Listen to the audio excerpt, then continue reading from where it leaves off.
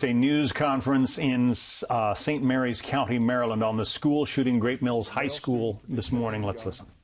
And fired around, wounding a female student and another male student in a hallway of Great Mills High School just before classes begun. The victims of the shooting were transported by EMS.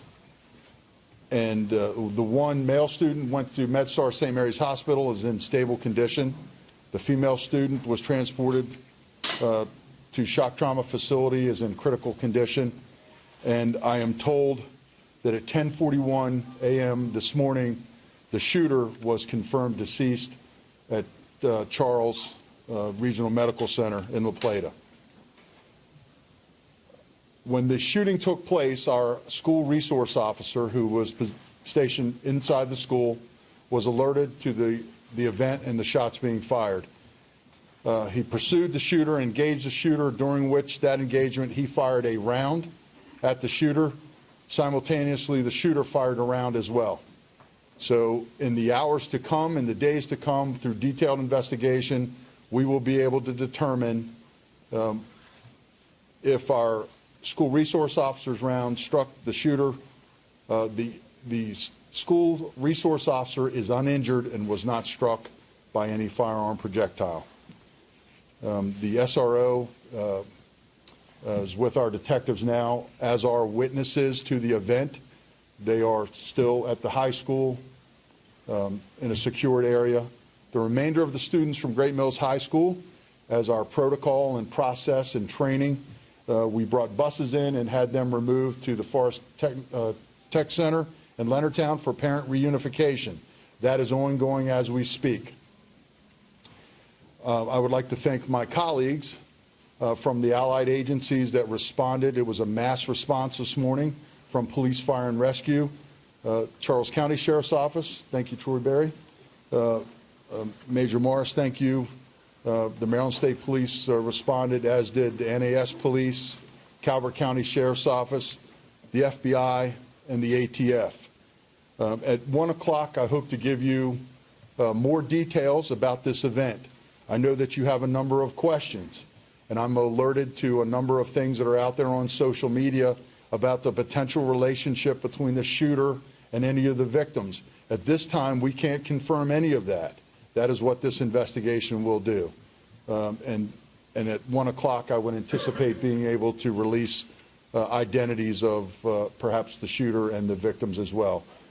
And we would know by then that notification is being made.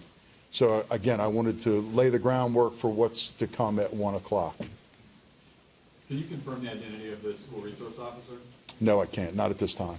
There have been threats posted on social media a month or two ago at this school. Can you say anything about if any of what happened today was related to that? So that's part and parcel to the investigation. We'll go on to determine if anything on social media was relevant to this day.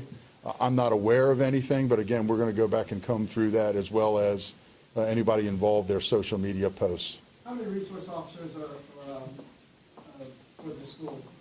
We have a school resource officer assigned to each of our high schools. One? Yes, yes. Again, we're not taking questions right now at 1 o'clock. I appreciate it. Thank I you. would like to mention that the FBI has set up a 1-800 line. It's 1-800-CALL-FBI. If you have additional information that you would like to share with us, we set that 800 line up. So please give us a call there. I'll see you all again at 1 o'clock. Thank you all very much. Sure. From what you know right now, can you just speak at all a little bit broadly about the response to this today, both the school resource officer's response and the police and EMS response in the immediate aftermath? Yeah, so as I said, it was a mass response. You know, this is what we train for, this is what we prepare for, and this is what we pray that we never have to do. And on this day, we realize our worst nightmare, that our greatest asset, our children, were attacked in one of our places of a bastion of safety and security, one of our schools. So obviously that's what we're talking about right now across the country. And, you know, the notion of it can't happen here is no longer a notion. So despite training, you hope that you never have to do this, ever. And so now we're a very tight-knit community. And so now what I would ask our community to do would be pray for those victims and hope that we can return to some type of normalcy in our schools and in our community. When was your last formal active shooter training exercise? We train on that all the time, and in the schools was in the last calendar year. In fact, unfortunately, we've had incidences that were people with guns in some of the schools and bomb threats, which we treat similarly. So we talk about school safety, school response weekly. In fact, we've done a number of parent meetings, community meetings on this within the last couple months.